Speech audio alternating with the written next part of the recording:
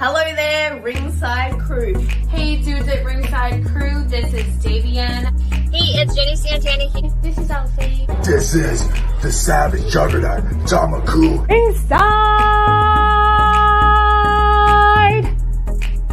Ring! This is Thomas D. Bruff. This is Billy Starks. Mr. Chad Epic. Megan Mason. Hey everybody, Scotland's own Brody Adler. The headliner in charge, Marco Mania. This is your girl Charisma. Upper Dink, Brendan Dicker. This is According to Woods. Savannah Summers. I'm Shorty. Tasman is sad.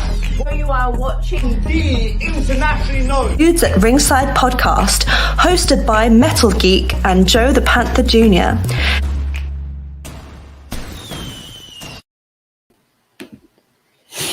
Hello there, wrestling. Hey, Sam. Hello there, wrestling fans. Welcome to day 2 of podcast month. And Whoa, it's day 2 of WrestleMania. WrestleMania Day, all right? WrestleMania Day for the internationally known Dudes at Ringside podcast. I am your host, Joe the Panther the Third, and from the top of the Metal Mountain, oh yeah, it's the Happy Heel himself, the Metal Geek. What's going on, Ringside Crew? What's going on internationally now? What's going on, everybody? What's going on, Joe? How's it going today? I'm good. I'm just listening for the guests. Because let's give a war. Dudes at Ringside welcome to the host of the Scottish Wrestling Network, Billy. What's up, dude? Yeah. Thanks for having me. I'm great. I'm a little bit tired because we've got to stay up till 5 a.m. over here to watch WrestleMania. But I'm excited for this. I'm hyped. I'm powered on Red Bull. Oh, let's do this. Oh God, man. Where did we start, Joe? He's gonna watch WrestleMania tonight and be like, guys, I stayed up all night last night watching WrestleMania. Let's hope it doesn't suck. You'd have been like, guys, the hell. But no, it was worth it. It was repping the old 16, so it was all worth it. The attitude. Last night, I mean, if I was living in Scotland right now, I think I would say it was well worth staying up for. 100%. It was absolutely worth it. So yeah, night 2, be fine. We'll see. We'll see. Yeah, because if I pass out mid podcast, I apologize. It's fine. See that your head falls to the side. Geek gets over. He's dead. That's it, man. Wake him up at the end of the podcast. So if our fans aren't familiar with you and your podcast, introduce yourself. For those unaware, my name is Billy. I do the SWN podcast is kind of what I mainly do now. So Scottish Wrestling Network was a passion project for just keeping news up to date, Scottish wrestling, previews, news, whatever. And during the pandemic, I started a podcast, SWN podcast, where I talk to Scottish wrestlers, funnily enough. And that was June 2020 I started that.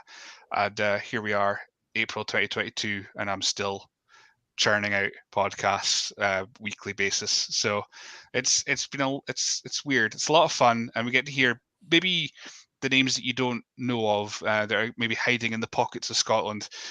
We get them on, and we just have a chat for about an hour or so, and have a good time doing it.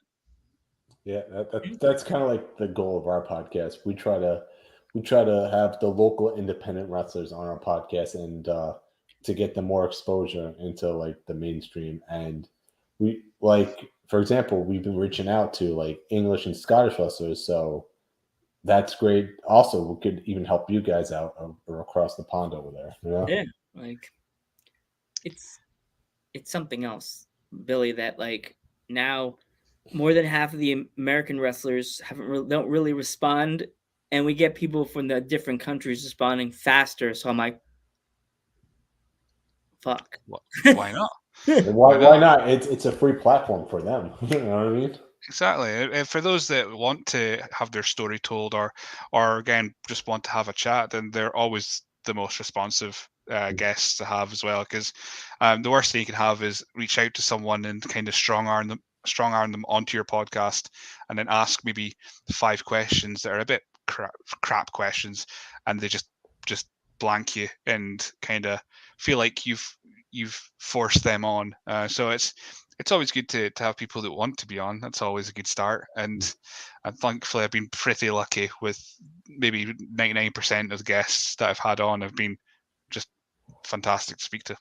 And sometimes if they don't even want to like ask and do the full question thing, they could just go and tell their stories and just tell what they're all about, their character, how the character got developed, whatever they want. You know what I mean? So all about themselves and just take away with it. And you don't need to be like normally we have wrestlers on here and like we have them tell their stories, but if you want to like say like any funny stories or anything that you've had with your podcast and stuff like that, anything like how you get people and stuff like that, anything funny stories like that, or it's been quite smooth sailing for a lot of the times I can remember anyway. I've had a lot of problems, things like trying to get the podcast uploaded because I am working with the oldest equipment known to man. But I think probably the only awkward interaction I've ever had with a guest, I suppose, getting it set up was with Joe Hendry. And nothing that he did was awkward about it. But because I use Zoom, usually I get set up on the day, send in the link once I'm set up, and then that's it. They drop in. But I thought, it's Joe Hendry, Ring of Honor. I'm going to be a bit more professional. I'm going to schedule this meeting. I've never done that before. Scheduled it, sent him the link. Great. And then I went into the link on Zoom, and I waited. No Joe. Joe wasn't there. Checked my emails, and he was emailing me going, "Are we still doing this? I'm in the Zoom room now." So going, but I'm in the Zoom room. How is this possible? So yeah, I've figured out that I have to actually click the same link I sent him to get into the same room. Mm-hmm. So for I think we spoke for 40 minutes, but if I actually worked out how to use technology correctly, I could have had him for an hour. So it's just one of those things that's happened. But no, I've been very lucky. There's been ones where I've had to cancel or that for varying reasons, busyness, and they've just not responded again or stuff like that. But it's been quite drama free in the podcast world. It's just a case of just getting new voices on, and I'm fast running out of Scottish wrestlers to speak to, so I'm gonna have to hope there's a new batch of trainees coming through soon so I can nab them after their first matches. Yeah. Or if there's some American wrestlers you might want to pick up, that's another one right there. So or Australian or British, Italian, or we'll have a place for you. There's just loads of spin-off stuff that I do as well. So if we can get the time, then give me a shout. We'll try and figure it out. I'll send you a list of wrestlers from America and from the British people. The UK wrestlers, okay, that sounds not so mean. The UK wrestlers that are really awesome. They're all awesome, but like the ones that give you some good info and some fun stories and funny stories from the road that are really, and American wrestlers that are really good. Yeah, we've got a Wild Billy right here. Yeah, that's Colin. Colin's in the chat. Thanks for the follow, by the way. Just follow us. Yeah. We really appreciate it, by the way. Thank you for the follow. Our cat, our dancing cat appreciates it. That was my brainstorm. The cat. The dancing cat. But yeah, so anyway, we got WrestleMania to talk about? Or yeah, let's talk some NXT.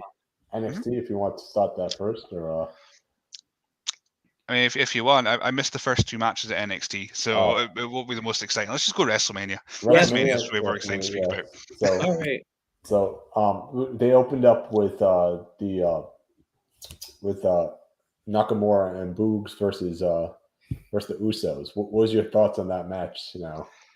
I'm just looking at how long it was on for. It was only 6 minutes, or just under 7 minutes apparently. Mm-hmm. It felt a bit long. Even then, but I think it was obviously Rick Boogs got injured towards the end, and then that kind of ground the match to a halt a little bit, and that's how it ended. So I don't watch the weekly programming. I'll catch the clips of it on YouTube. That's pretty much my wherewithal with all that kind of stuff. Yeah. So I wasn't. The match was all right. It was fine. I was more excited because it was WrestleMania. I think that kind of carried over for the 7 minutes that was there. It was going, it's WrestleMania. I'm staying up. It's was it 1 o'clock in the morning at that point? I was just excited. I was just buzzing to see wrestling at that point. So it kind of that kind of helped its case. But match itself, it was all right. It was a nice little opener. I mean, nothing like a solid WrestleMania opener, but I think like you said, Boogs getting hurt was like after they were supposed to win the titles, the tag titles, or the match was supposed to go longer. I don't know what was supposed to happen, but Yeah, it's a shame for him. I think what were they saying he's going to be out for a little bit, some torn patella. I have no idea. The anatomy of a body. I know I just put plate food in it and then hope for the best. But yeah, it sounds like it was quite a nasty one. So I'm interested to see what they do in Nakamura afterwards. If he's going to maybe have a wee couple a pay-per-view run with whoever's champion at the end of night too. They wouldn't take long for them to build him up as a contender. I mean, maybe like Boogs could still play him to the ring, but not actually get involved in the match. You know what I mean? Just something on a guitar. So in a wheelchair, he's in a wheelchair playing guitar. Could work. Something, right? Something. The man can play guitar. He could be in a wheelchair doing it. Trust me. Hey, Dave Grohl could do it. There you go. Right? Yeah. There you go. Dave Grohl's a legend. Geek. Yeah. Legend. So, but. On to the next match. We had Baron Corbin versus Drew McIntyre. That was a pretty solid match for a Baron Corbin match, to be honest with you. I liked it. I mean, it's of course I'm going to have some sort of bias towards it because it's Drew. It's Drew McIntyre that's in it. But it was quite cool. It was got to see the end of days kicked out of for the first time ever. That was protected. Sorry. Yeah. So like I say, it was so protected that it took a WrestleMania. It was a WrestleMania moment where it was finally kicked out of and all. And I mean, the match itself, again, solid. I mean, it's Baron Corbin or Happy Corbin. He's not the most exciting wrestlers for a lot of people, but he always puts on at least a solid match. You never usually get any blown spots. You rarely get any botches out of him. He always puts on a damn solid match. Exciting? No. Solid? Yes. And then, of course, Drew cut 2 ropes with a sword called Angela. So that was ace. I just want to add to that, but isn't that the goal of Baron Corbin? I mean, he gets the heat because he's boring. You know what I mean? So he's not supposed to be the most exciting because he wants you to hate him, and it's working because people do actually physically hate him. So, and it makes his opponents be more excited, more loved, and cheered on, which is perfect. That's wrestling 101, isn't it? Yeah, exactly. Yeah, totally. So next match we're gonna have. What was the next match we had? Okay. I lost count. Oh no. Mysterios versus Miz and Logan Paul. Oh yeah, that was good. That match. I mean, a lot of people were crapping on Logan Paul even before the match started. The stuff they said was the Killer Bees 2.0. That was hilarious. see, the thing is, Logan Paul, yeah, he's quite a what did they use for Cena? Polarizing figure. We'll go over that. Well, I mean, maybe more one side than the other, but he gets it. He gets wrestling. He was the bad guy. He was the heel. He made sure that he interacted with the crowd to do it. He's in-ring work. It wasn't perfect, but we're not expecting miracles at this point because he's been in the PC for 6 months, if that. He worked well with Mysterios. His character played well with the Miz. It was just, we're now seeing. I think the last few celebrity in-ring guys, your Bad Bunny, your I was going to say Tyson Fury, but maybe not that one. But your guys that are there, celebrities going through the performance center, and it shows that the PC works. Whether people want to admit it or not, it shows it works because they're taking these guys that have some sort of athletic background, or at least are willing to try, and putting in them into Wrestlemania or putting them into pay-per-view matches, and they're exceeding any expectations that you have. I mean, you're in the ring with Rey Mysterio, so Mysterio is just amazing anyway. And I mean, Dominic, he's only been going around since last year, was it? Last year? Yeah, I think 2020? 2 years ago. I think it was 2020. Yes, 2020 SummerSlam. So they've just, for everything that could have went wrong in this match, it didn't. It was just a really great tag team match with very divided. These are the heels. These are the faces. The crowd played along as well. And then we got the big Miz moment at the end of it all, where he gave Logan Paul the skull crushing finale. So, it's when I'm looking at it again, looking at the time of these things, just over 10 minutes. That was a beautiful 10 minutes. I enjoyed it. And yeah, not only that, the guy got so much heat for just trying to do the Three Amigos during the match. The crowd What's funny though? What's funny with Logan Paul though? He did the Three Amigos better than Rey Mysterio did. Wow. He popped the hips so much nicer. And then did the frog splash too. Yeah. He did the insult to injury right there. The crowd just ate that up right there when he did the frog splash. But it goes to show you he was training in the performance center, like you said, that he cared so much about WrestleMania and how he looked and everything that he put the extra effort into it. Yeah. Absolutely. Yeah. And the outfits they came out in, was it? Rey Mysterio was drawn in the Mexican flag, which that was cool. And his son, Dominic, was just like Eddie. You saw the red, white, and blue. So he was playing tribute to Eddie from AAA Wrestling. His father. Yeah. Paying tribute to his father. It's kayfabe father. It's kayfabe father right there. Kayfabe dad. Don't tell Ray. Don't tell Ray. Don't tell Ray. Is that why Dominic does the frog splash? Uh-oh. I think so. Don't have him on the podcast and say that, hey, Andy, what's up? What's going on, right? Oh, yeah, hey, what's going on? That's another person that you should try to get on the pod. Luna Tricks. She's from England. She's another really good wrestler that's really good. She's really good. Mm-hmm. Well, my DMs are open for. I mean, don't send me anything weird, but DMs are open. No way. Mm-hmm. Also, you mentioned Logan Paul. Like he was also working with the Miz, so the Miz could probably be a really good coach to Logan Paul as well because he's got so much experience.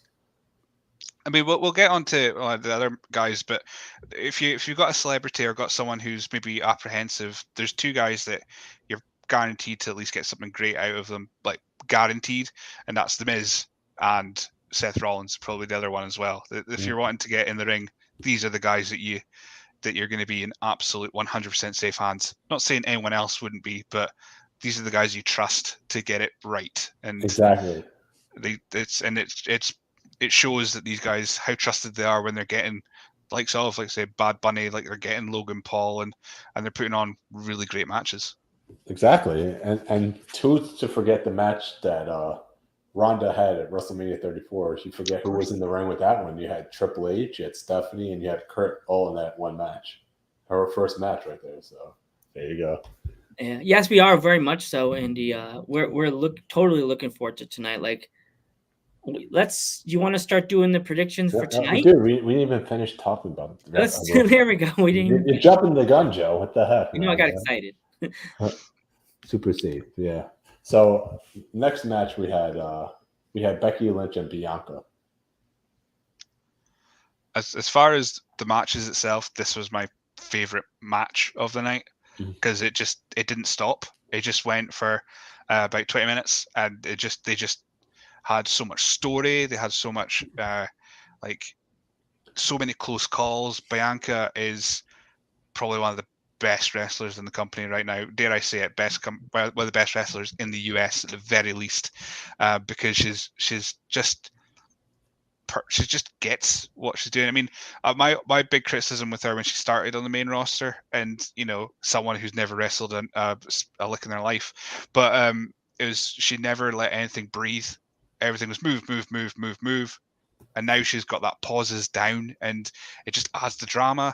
It adds the little things that make a match so great. And Becky Lynch, of course, she knows how to do all this kind of stuff now. And it was redemption, it was vindication.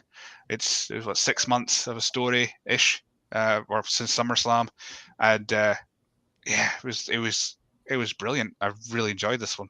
This match, my God, I can't describe how great this match was. Because it was also, like you said, 6 months of storytelling. Because the fans go, "Oh, Becky Lynch just comes back to beat Bianca in a 6-second squash match." I'm like, it's storytelling. Just see where it's gonna go down the line, because they probably have a plan for what they want to do, and that was the plan, that they were going to lead at WrestleMania. So they wanted the fans to get mad, so, and have Becky turn heel. So, but it was just, and the match delivered on every single level. So in this match, Yeah, totally. 100%. Mm-hmm. Totally. But Joe, what's your opinion? And as you were talking about the person that got mad, I'm one of the ones. I'm like, you give Bianca the belt, and then she loses at SummerSlam with a returning Becky Lynch. They should have added to that storyline. Maybe had her beat her on SmackDown, or wait a little longer to give Becky back the belt. But like immediately.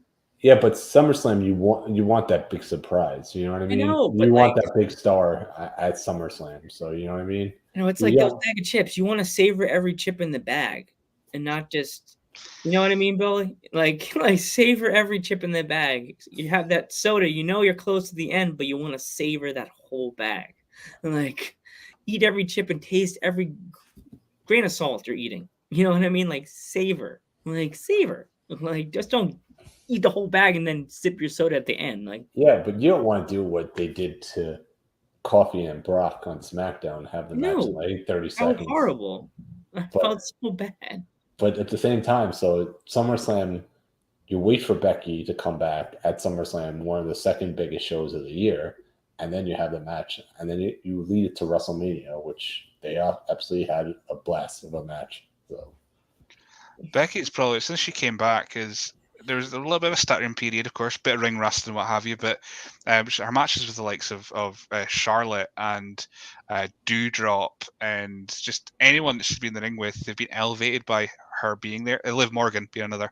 That she's now just the top tier, and that just makes Bianca's win even better. I mean, they make the thing of big time Bex and all that kind of stuff, but she's really is at the top of the food chain with probably Charlotte as well, and the fact that Bianca has built her way back up from the bottom. Literally, she had whatever feuds, she won the Elimination Chamber, and then finally defeated Becky. It's just, that's when WWE do storytelling well. This is what we get, and it's worth the wait. Definitely, that's what I would say. It's like you want to, like Joe just said, you want to eat that little chips at a time. You don't want to eat. You don't eat the whole bag, because if you eat the whole bag, you're like, damn, you're either get a stomach ache, or you'll either be like, I want more now. I finished the whole bag. Again? Dang it! It's like I finished the whole bag, and now I want more. So your hand goes in the bag, and you're like, gosh darn it. Yeah, so you want to, like you said, wait the storyline out and then just build it from there. But yeah, as she said, that it was such a smooth finish. By the way, the finish of the match with the flip where she just turned it into the KOD at the end, absolutely beautiful, right? Absolutely, yeah. The crowd were all in on the finish as well, which makes it even better. EST is so good. Her in-ring ability is amazing. Yep. Now we're going to talk about a little bit what I think is absolutely the match of the night: Seth versus Cody. Mm-hmm. But Seth was just waiting there, and you hear the music. Wrestling has more than one royal family. That's when the crowd lost their shit at WrestleMania. You know? See, I don't watch much AEW, if at all. I kind of keep a track on results and that, because it's just not for me. I've watched enough to know it's not for me, and that's fine. People can enjoy it. I'm not going to say that they're right or wrong. So I was seeing bits of this Cody stuff, and I've seen his Homelander gear and all that kind of stuff, and his solving racism and all that kind of weird shit he's been on in AEW. Even though I wasn't that interested in Cody Rhodes himself. Again, it's WrestleMania, so these moments when that happened, if it was anyone other than Cody, I think I would be disappointed, because it was so heavily rumored to be him. I would have been like, because you hear what rumors that it was going to be Shane McMahon, maybe. Yeah, Shane. If Shane came out, I would have been like, oh well, I can go for a crap. I'm going to go and have a piss. I'm going to refresh my snacks here. I'm all right with it. But my head prediction was going to be Shane would come out, and then he would introduce his new client that he signed personally, and it was going to be Cody Rhodes. So even though in my head I thought it's still going to be Cody either way. The only thing I was really shocked about is that tattoo's real. I thought it might have just been they get the ones, remember you used to just put on your arm and use some hot water or henna, whatever it's called, right? Yeah. We stick on ones. The fake ones where you put it on. Yeah, you should get gum with it. So yeah, I thought I saw it and I go, oh my god, that's a choice. That's certainly a choice of branding, more ways than one. So, but no, the match itself, it was good. It had a lot of it had a good flow, because it had a lot of dips down, and then they did whatever to get the crowd back invested. And I think I felt a little bit long. It felt it a little bit long because I think it's because I really enjoyed Bianca versus Becky so much. I needed a little bit of a come down, a little bit of come down time just to go, right, that match is amazing. We've got this one on. That's cool. It's good. But when it came towards the end, when they were teasing Cody hitting the pedigree and all that kind of stuff, I was like, oh, this is just fan service at its highest order, because they're just doing all these little things, and Cody doing all the doing Dustin's snap power slam and all these little bits that maybe the surface fan of the casual wouldn't get, but us nerds on the internet will be like, oh, that's because of this, that's because of that. And it's just, yeah, it was really, really fun. It was one I think I could watch back and enjoy it more now that I've actually had a couple hours sleep. Not only that, he finished it off with the bionic elbow, Dusty's finisher right there. He hit the crossroads 3 times, and then he hit the bionic elbow. That's Dusty with the. Dusty's do you think this time around he's going to be all dedicated to his dad? Like it's going to be tribute to my dad. This is for my dad and stuff like that. God, I hope no. I hope not, because I mean, it's all well and good mentioning him a couple of times over the course of a year, but you don't want anything remember the really awkward time where Rey Mysterio won the. That I was going to say, remember the awkward time Rey Mysterio won the Royal Rumble, and all he would say would be, "Oh, he's doing it for Eddie," and by the time he did it the 4th week in a row, you're going, "Shut up." Just get on with it. Eddie would have been like, "Shut up, man, cállate." It's your time. It's your time. I had my moment. So there's ways. I'm sure Cody's smart enough to know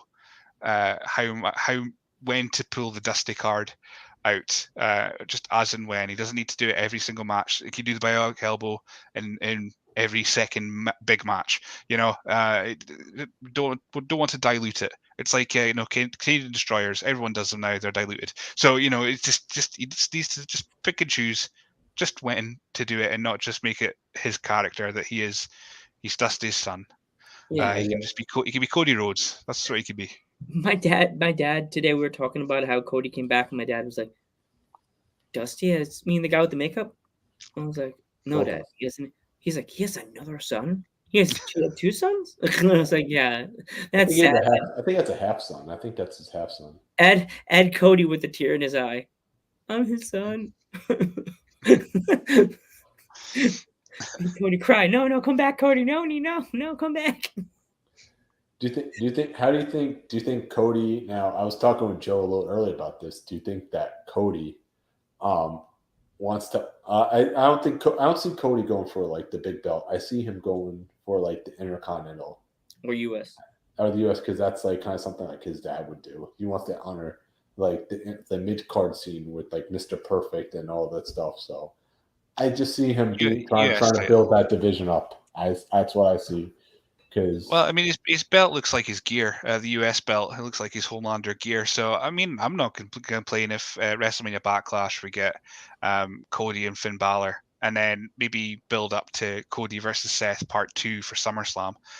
Whether it's whatever happens tonight, that there's a tournament for whatever title is unified with the Universal or WWE, and they do a little tournament to crown a new champion because for whatever reason, Lowell want to carry one belt, and we get Cody versus Seth over the title in SummerSlam. That would be deserved for at least Seth anyway, and I think that would be a good marquee match as well. Exactly. He doesn't need, like I said, he doesn't need to go for like the main belt. He could go for Intercontinental and just and make that belt mean something. You know what I mean? Because it's been a while since somebody actually made the Intercontinental title mean something. True. Yeah. Very true. Like the one thing I kept hearing rumors on the internet about was that we were going to get a memorial ladder match for Razor Ramon, and not a peep. Nothing came up. What was that all about? Like, I don't think WWE ever mentioned it. I think it's just some pocket of online Twitter people that suggested it, and then it kind of gathered steam from there. I think there wasn't enough time to. I mean, then fans would have been like, "Oh, they've just rushed it to a ladder match with 1 week's build." So, well, they can't win, so they'll just go with the course they've got. Even though I would have, instead of seeing the New Day versus Sheamus and Rich Holland, which we'll see tonight, hopefully, fingers crossed, we might not. I would have loved to just see Ricochet Sheamus, just straight up, just give Sheamus his Grand Slam, but it's just some things. You can only run so many stories at the same time without us having to get all cross-eyed and going, "Oh, what's happening here?" So that's just the way it goes. I still think the wrong man was on the Andre the Giant Memorial Battle Royal. I think they should have put Ricochet in Baron Corbin's spot. We should have just had Drew and Ricochet for the title. That could be your next. That could be WrestleMania Backlash. And if we got something like that, and then we got SummerSlam, Drew and Sheamus over the title again, because their matches were just hard hitting and brutal and so much fun to watch. Give them a belt in between it. That would be fun. Yeah, Drew, since coming back, man, he's been just killing it right now, just killing it. Even though he doesn't have the title right now, his matches are probably always match of the night. Mm-hmm. He's been killing Absolutely. it. So yeah, so like, it's so funny to think how long Sheamus has been in the game, and I was watching YouTube about the WWE game, and it's funny to think how many different versions of Sheamus have we seen in this video game. Like, he's been in WWE for how long now, guys? How long has he been there? A while. Main roster, 2009, he won the WWE title. So it'll be 2009. I think he started in ECW. So yeah, probably about then, 2008 maybe, if that. Yeah, it's been every game that I've gotten. Sheamus has been in it. It's so weird. It's different versions of him with the beard, and then he had the chin strap thing because he was in Ninja Turtles, and then he had with the beads hanging down, like insane to think how many Sheamus is. And then this Sheamus looks the best out of all of them because the way they have the face, whatever they call it nowadays. The new kids say it. I can't think of what they call it. Well, all I know is he looks really good. Like, it's really good to see Sheamus in the best light they possibly can give him, other than like just making him look funny. Because the last game, 20 was trash, so he looked nothing like Sheamus. Yeah, definitely. All right. The next match we're going to talk about is Charlotte versus Rhonda. Ugh. Yeah, it wasn't the best, was it? Yes. I enjoyed it. So, like I said to you guys before we went live, it was put in a really awkward position, a place to have, because I find the problem with Rhonda is I don't find her genuine, and I think she struggles being genuine in front of a crowd, because her career has been UFC or judo in the Olympics. She doesn't really have to pay attention to the crowd. She don't have to work a crowd there. UFC didn't have to work a crowd there. I mean, he's probably had to some way or form, but the actual in the cage bit, you're not going to turn around and look for cheers and boos while you're kicking the living crap out of someone. So I think she just really struggles connecting with the crowd, and Charlotte's got this really weird thing where she's booed constantly on TV, and then when she comes onto a pay-per-view, she's like amazing, or at least beloved by half of the audience, and it didn't work. And I think that's mainly because, again, folk were just going, oh my god, we just saw Cody Rhodes, and also oh my god, Stone Cold Steve Austin's coming out next. This is the time we need to go and get our beers. We need to go and have a quick piss. And it's a shame that that's the match that it was, that was where it was positioned. But it just it didn't click for me. It wasn't one that I would rewatch. Yeah. I mean, I feel bad for them because, no offense, I've watched every single Charlotte match, and you tell me one match where she put on a bad match. Yeah, she's fantastic in the ring. She gets so much. Sorry. No, I was going to say she knows her crowd. She works them to an absolute T. If she needs them to react, she'll make them react. And she dragged. I wouldn't say it was the worst match on the show, but I wouldn't say it was necessarily a terrible match. It just was put into a position where I don't think they could have done something incredible, and it still would have been like, that was fine, that was okay, kind of thing. So.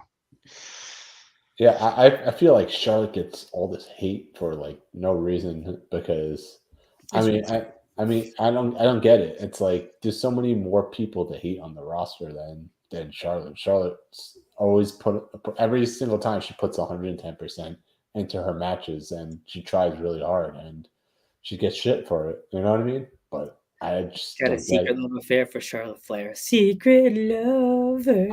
I just don't get it. Why you have that Charlotte Flair picture behind you, Geek? I see that poster behind you. Secret fan. No, Joe, you want to elaborate? Yeah, about why I don't like Charlotte Flair, because she's a cutout of her dad. Like they use her as the new star of the Flair family. You know what I mean? But like, I had no problem with Charlotte. I just think that like I feel that like they're using her as the new Flair, but she is the new Flair. But you know what I mean, guys? Like, she's the new female version of Ric Flair with the attitude and the robe, and I'm better than you. You beat the man or beat the woman. You got to beat the woman. You got to beat the woman. You know what I mean? Like, you could do your own thing. You don't have to be like your dad. Be you. Be original. Be yourself. But then what you're saying is like we were talking about Cody Rhodes being a Dusty tribute act for his character coming back. You're finding Charlotte Flair is the Ric Flair tribute act kind of thing, obviously without the flashing and trying to get folk to grope her. You know, she's just been the in-ring attitude of a WCW Ric Flair. Yeah, kind of thing. Pretty much. Okay. All the robes, the attitude, the chops, of course, you got to say woo, even though in every match you hear a woo when someone gets chopped these days. It's like not even funny. It's like, woo. This is Chris Benoit versus Santa Claus. What the heck is wrong with you guys? like, why are we wooing in this match? Like, but yeah, that's what I feel like. It's like, wasn't she a different character before when she was in NXT? She just wore like the short like outfit like she wears now, but she didn't wear the robes, right? No, she didn't wear the robes. No. Yeah, she could do that. Like, you didn't have to be like your dad. I know Ric Flair is cool and all, but being original is cool too. Like, but you don't rip on Braun Breaker though. I like this. There you go. This is my thing. I like the Steiner brothers. I'm a big. You don't like. So you're saying you don't like Ric Flair? Is what you're saying? I like Flair, but I don't like that someone has to continue and bring him up all the time. Like it's good to bring up Ric Flair when it's like an anniversary for a Starrcade or a Halloween Havoc, but not every single show. Like, yeah, I'm old school, but I'm not that old school. Yeah. All right. So next match, we'll have to say the main event. There we go. We're the main event, the Stone Cold show right now. Well, not the Kevin Owens show. I'm sorry. Kevin Owens been ripping on Stone Cold for weeks and weeks and weeks, and then finally he gets the invitation back from Stone Cold himself. It's WrestleMania. It's in Texas. This is the main event. So, you know what the weird thing is? As I put out a tweet last night, and last time Stone Cold Steve Austin wrestled live, I was 12 years old. So it's WrestleMania 19. That was his last match with The Rock, and I'm 31 now, and I saw this, and it's the weirdest thing. When he came out and he had his knee braces on, I was automatically hooked. I was hooked anyway. It's Stone Cold Steve Austin, but the fact that he came out with these knee braces on, I was like, oh my god, this is going to be a match. It's going to be a match. Oh my god, guys! Oh my god! Oh my god! And then, of course, then you're thinking, oh, it's going to be a stunner. That'll be it. And everyone will be sent home happy. All good. But then the match started, and it kept going, and I was like, oh my god, this is an actual match. Austin looked a bit tired and slow at the start, and the weird thing is, as soon as he got suplexed on the concrete floor and actually took a bump, then Stone Cold Steve Austin suddenly appeared and rejuvenated and started battering lumps out of Owens and suplexing him on the stage, and became the old Stone Cold again, as he was strutting about and just having beers every 3 minutes and everything. It was just if you're going to go by Big Davey Meltzer's ratings, was it a good match? No. Was it an absolute amazing 14 minutes of nostalgia? Fuck yes, it was. Yeah, it was the best time, and I loved it. I mean, like I said, Bianca and Becky, my favorite in-ring match of the night. My favorite moment of this WrestleMania, Stone Cold Steve Austin versus Kevin Owens. Beautiful. Yeah, the only thing that would have made it even more perfect is if Stone Cold came out in the vest. The old skull vest. I mean, that he used to come out with. You think he retired that to like a frame in his man cave now? Because leather doesn't last that long. No, it made it even more perfect because at the end, he was toasting with his brother in the ring. If he stunned his brother, that would have been amazing. Yeah, that's another thing. Yeah, Stone Cold. I mean, he looked absolutely incredible during that match. Absolutely incredible. I mean, if I could watch it back, just Stone Cold's probably, if not one of the greatest wrestlers of all time. He has to be up there with The Rock, Austin. The Rock, Hogan. The Wall of Fame. Yeah, pretty much. He's probably one of the greatest over there. And I still can't believe he actually wrestled that match, and he didn't look like he missed a beat at all. In my personal opinion.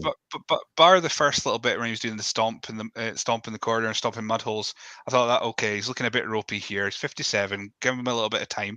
But like I say, as soon as they went into the crowd and he got suplexed, I don't know what happened. It's like he had a switch in the back of his surgically repaired neck that went Steve Austin, and as soon as he hit the concrete, Stone Cold's on, and then Stone Cold started just running roughshod for the whole rest of the match, and it was just I was so excited. And at this point, it was like 4:30 in the morning in the UK here, and I was a little bit tired after Flair Rousey because I thought this is a bit boring, and then that woke me straight up, and I was buzzing. I didn't get to sleep till about 5:30, so it was an extra hour or something.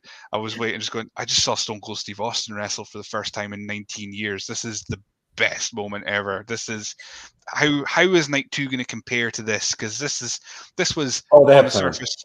This was supposed to be like the week one, because you leave all your best stuff for the night 2 kind of thing. Because you got to watch. If you watch night 1, you have to watch night 2 kind of thing. And it was brilliant. It was an excellent WrestleMania. It's probably been the best one in the last couple of years at the very least. I mean, Thunderdome and pandemic notwithstanding, it was just an amazing night of wrestling. Yeah, I mean, you compare this one to 17 because 17 is an absolute classic. But like, you go back and say, how are they going to top this? You still got AJ Styles and Edge, which is going to be absolutely amazing. You still have, I have a feeling Brock and Roman's going to be really, really, really good. Oh yeah, it's always good. I have a feeling the fans are shitting on it already, but I have a feeling it's going to be boss. That match is going to be match of the night. They have to have that as the main event. If they don't, they're making a humongous mistake. You got Knoxville Zayn, which is going to be just craziness. It's not going to be a technical classic by any stretch of the imagination, but it's going to be a lot of fun to watch. And then you got McAfee Theory, which we've seen Pat McAfee. He made Adam Cole. Him and Adam Cole had an amazing match, and even when he did War Games as well, he was just incredible. So that's going to not just elevate the show itself, but make Austin Theory probably really elevate Austin Theory as well. And my only concern with Edge and AJ Styles is I think Edge has learned that less is more, because his match against Randy Orton, 45 minutes, his return, it was too long, way too long. And his last couple matches with like Seth Rollins, they were a bit shorter and they were more condensed, but it made them more exciting. So I can't see this going past 15, 20 minutes, maybe max, but it's going to be a lot of content and a lot of fun in that 20 minutes because it's AJ Styles and Edge is the heel. So he'll be a bit more dominating. He's not going to be, oh no, I've injured my neck in the first 2 minutes. I'm going to have to sell this for the next 18. So there's going to be there's so many highlights that are going to happen tonight, hopefully. And I'm going to be up for it. And like I say, wired on Red Bull. Jeez. We're going to hear about you on international news. Scottish guy goes crazy after WrestleMania. It's going to be trending worldwide on the. Sorry. I'll be the new Florida man. You know, everything's. Picture the mugshot like this. They're like, oh my god, I know him. Oh no, Billy. Oh crap, Geek Billy got arrested. He's running naked through the streets. Why? WrestleMania. The wife's like, don't know him. I think after tonight's show, it'll be renamed AWN instead of this SWN. I feel like, wait, what's the reason? It's WrestleMania. It's WrestleMania. Yeah. Okay. Exactly. No, but I agree with you 100%. I think Zayn is in there with Knoxville, and that Zayn knows 110% what he's doing in the ring. He's going to make Knoxville look like $1 million in the ring. For AJ Styles is going to be awesome because you got two vets right there. Brock and Roman's going to be amazing. Plus, you have maybe the possibility of The Rock coming out at the end, which the crowd is going to go absolutely insane for. So I said that, Geek said that to me like yesterday, and I said this to him again today. Roman wins. He's in the ring with the belt over his head, both belts over his head, and then you hear, if you smell what The Rock is cooking, and he's on the ramp like. Yeah, the place goes absolutely nuts. He's on the ramp. Roman's in the ring, just staring, but it would make it even funnier because you know how Paul Heyman has those facial expressions, like, I'm all in for that. I've been waiting for I think Survivor Series. Of course, he didn't appear, but I was hoping that was going to be the moment. But give me a year-long build of just Roman paranoid that The Rock's going to turn up and getting more and more like paranoid and unstable as the year goes on. Maybe he loses the title. The Rock doesn't need the belt. The Rock Roman does not need a belt involved. We can have Rock and Roman as the main event of night 1 or 2. It'll be 2 because The Rock. And not have a belt involved, and it could just be a case of The Rock doesn't need to turn up until, I don't know, Rumble season, the very latest. If he turns up tonight, then it's just a case of Roman being paranoid that The Rock is going to turn up again and try and lay claim to the head of the table. And I think Roman's got enough, and Heyman's got enough acting chops to keep us interested over the course of the year. I think it would make Roman a bit more dangerous in the ring because he has to retain. He has to retain so he can face The Rock with the title on the line because they're fighting over the head of the table kind of thing. And even if he does lose it, like I say, doesn't need the belt involved. But there's so many possibilities if The Rock turns up when the show ends tonight. I still think The Rock is showing up because you have 100,000 people and you have 2 nights of WrestleMania. he has to show up to set up for next year's WrestleMania. So it's destined because for them to fill out AT&T Stadium, you want that reaction with 100,000 fans screaming at the top of their lungs at the end of night two. So I still think The Rock is showing up tonight. Or remember what goes on tomorrow? I don't think it happens tomorrow. I think it has to happen tonight, if anything. I agree with that. Yeah, I think it would have to happen tonight, and then Raw. We can even Raw starts with Roman opening the show and getting all the boos in and speaking about The Rock. I think that would be enough for it to tide over. Yeah. But no, I absolutely agree with you, Geek, that if The Rock's going to turn up for next year's WrestleMania, it has to come out tonight. Yeah, has to. You know. And I was thinking the Raw opens because are they going to redo the championship? Because if Roman gets both belts, they're going to have to get another belt like NXT did for the women's division. What would you think about they bring back a new version of the undisputed title? Why don't they bring back the Eagle belt? I like the my personal favorite belt is obviously the Arched Air one because that's when I started watching. But I really like the WWE title that came in afterwards, the first undisputed belt. Actually, so much so that He's got it, doesn't he? Yep, that's the belt I was talking about. That's the Brock Lesnar belt, as I call it. I call that the Brock Lesnar title. Yep, that belt.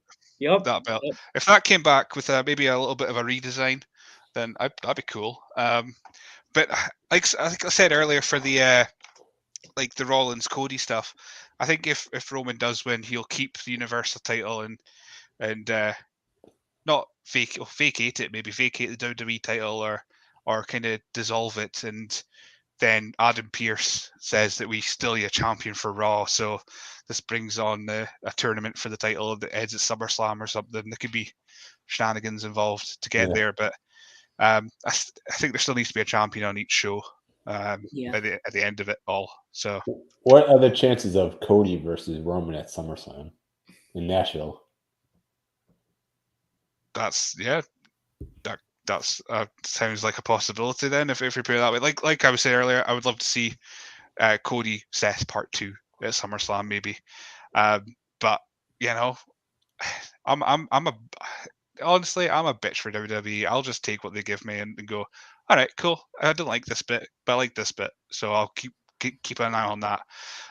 If they even did like Roman versus Shinsuke at SummerSlam, I'll probably go. I'll end up watching. I'll watch it anyway. So that's just how it will be. But like I said, it's WrestleMania season. Possibilities are endless. How we're going to go from here? Because what if Brock wins? Yeah, totally. Exactly. Yeah, he's right. He's totally right. Like, what if Brock wins? Then it's Brock and Rock. Yeah, I'll get. Oh wow, Brock Rock Part 2. Remember, I was at me and you were at Brock. Wow, that's a tongue twister. Brock Rock. we were at Brock Rock Part 1. SummerSlam. Yeah. That was my first SummerSlam. What, 20 years? 20 years since their last match. Wow, Geek, see? You didn't think about it. Brock Rock Part 2. SummerSlam. 20 years. We're making SummerSlam sound like it's going to be the greatest show of the year at this point, because we're kind of fancy booking all these matches for SummerSlam now. And they all don't happen. Yeah. Let's hope so. We have to go back and delete everything we said on the episode. It's just like two of us talk going, yeah, gotta go. That never happened. Nope. Sorry, how stupid are we going to look if Rock doesn't come out? We've just spent the last 10 minutes speaking about what if Rock comes out. So we're gonna have to Thanos this part of the episode, Geek. You know how to do that. Okay. Edit. Is there anything else we haven't spoke about? Let's see. What else we got on the card? Oh, we got Bobby Lashley and Osmos. Yeah. Oh yeah, Bobby Lashley, Osmos. What do you think about that match, Bobby? That'll be fun. It'll be the moment. It'll be your Bobby does the big slam to Omos and folk will go wild. Omos will win because I think they need to protect him more. Bobby's golden. I don't think he can do a lot to Bobby now that he won't be a contender wherever you put him in the card. So it almost probably needs to win out of the two of them. I mean, there's still the triple threat tag team match, RK Bro Street Profits and Alpha Academy is one I'm quite excited for as well on this card. It looks like it's going to be quite fun. I really enjoyed Chad Gable in general with his Scottish accent when he says "shoosh." Yeah, I know. I'm mad they didn't wait and use that as his theme song because I liked. And then I played the game, and I'm like, "Aw, they didn't put that in the game." Like shoosh. No, but I'm sorry. Go ahead. I was gonna say I think that just leaves the women's tag team match, which I think that will surprise people. Yeah, I was just about to say I thought they were gonna break up Arcade Bros for like the longest time, for like 6 months already, 7 months, and I'm like, now they can't break them up. They're way too popular. And Randy's looking so nice right now. Everybody at the Access, he was in the ring. He was waving at fans, like, yeah. And I'm like, is this about to get? We all about to get in the hood? They would say, about to get swerved. That sweet Randy Orton, and he comes out and rips our face off and laughs at us as he's walking off. Like, I just want them to have matching gear. If they can get matching gear for WrestleMania, I'd be so happy. I mean, if it's Randy in shorts like that, Riddles, that would do. I think that's what all they're missing. They're missing just a bit of color coordination, a bit of matching gear if they're going to continue the RK Bro thing. Definitely. Or what's his name? I wouldn't want to see what's name in the underwear tights, but have Randy Orton with, instead of the little snakes or whatever on the sides of his tights, have the snakes with scooters, riding a scooter. There you go. Yeah, just a little thing. Something like that. All right. Anything else, guys? I mean, well, I think we talked about everything. We talked about the women's match. We talked about the tag title match. I mean, and like I said, if they do decide to do the New Day match for WrestleMania, if that happens, it's like weird. They could still do it on the pre-show. I hope so, because like I said, the pre-show was really difficult to watch because I don't like Peter Rosenberg particularly. I find him very arrogant to watch, and then Jerry Lawler stumbled in at one point and just rambled into non-existence of he just said words and didn't go anywhere with them. So yeah, they need something. Need a match in there just to hold your viewership over. And what's with the Pete Dunne name change too? I just find it terrible. I mean, it's Vince. I will take the Pete Dunne name change, no bother, if he learns how to wear a flat cap, because he needs to have his man bun, his wee ponytail lower, because it looks stupid with his wee flat cap on. If he has his ponytail like down a bit and he has his cap on, so it looks like he's got a normal shaped head, I don't mind. Butch, call him whatever. I don't care. He's still going to be really good in the ring either way. I get the reason they want to own the name Butch. I get it. They don't want, because they don't own the name Pete Dunne. Pete Dunne owns the name Pete Dunne, so that's probably why their name branding. I think it'd be cool if we just called him Dunne, because when you get in the ring with him, you're done. Yeah, that's another. That was a great idea too. There you go. T-shirt. Right? Get on a T-shirt. Boom, marketing. Done. It could just change it. Hey, they've taken everyone's first name away, and WWE might as well just take the Pete out of the Dunne. There you go. You done, son. You're done with it. All right. Do you have any social medias you want to promote, or? Yeah. I mean, I've talked a lot about WrestleMania, so that's cool. But yeah, if you want to find out more about Scottish wrestling, Twitter at ScottResNet, Facebook, that's how it's appearing on the screen, at ScottResNet. That's where everything goes, really. SWNScotland.com is the website. So I have results, match announcements, previews, reviews, interviews. If it's Scottish wrestling, I probably have it on the site somewhere. And then we put out a new episode of the podcast as of now, which reminds me I need to upload Monday's episode, Monday and Fridays, which if you want to find out more about Scottish wrestlers, possibly in your area, then I am the place where you can find that information, hopefully. Or if you're American, you want to find out more about Scottish wrestlers, you tune to this guy right here. If you want to, if any episodes for it to jump in on the names you may have heard of, Joe Hendry, Big Damo. I've got those probably my biggest names I've ever had on. Former Killian Dane, of course, Insanity. So they're your two big names maybe to jump in on, and then there's some cracking episodes with past guests from the Dudes at Ringside podcast, like Jason Hyde, like Ruby Roberts, like Brody Adler. I had a couple of good chats with Brody Adler in the past, and I think there's something for everyone, and there is non-UK content, non-Scottish content as well with the Untitled Wrestling podcast. I've got one I'd recommend is Lexi Lux. She's American, but she wrestles in Sweden, and she's really cool. Again, I'd probably recommend you giving her a shout as well, because there's something a bit unstable about her, kind of thing, a bit dangerous, and she's really cool. So there's a lot of stuff on there. If you check out SWN, Scottish Wrestling Network, on Apple Podcasts and Spotify, I'm sure there'll be a name you'll recognize and a story you'll love. Definitely, and he's got great content, by the way. He's got loads and loads of content. Billy's awesome, by the way. So please give him a follow as well. Everyone still in the chat, please follow Billy. Follow the Scottish Wrestling Network. They're an awesome podcast, and they do so much for everybody to help everybody. So, and they're great for the wrestling business. So, all right, Billy, I want to thank you so much for coming on the podcast. You've been awesome, man. Yeah. I've had a lot of fun. Thanks for eventually the three of us figuring out the time difference and getting this set up. Exactly. Yeah. Maybe in the future you could come back and we could talk more. Yeah, absolutely. I wanted to hit you up again because this was lots of fun. I enjoyed having you on, Billy. My DMs are open.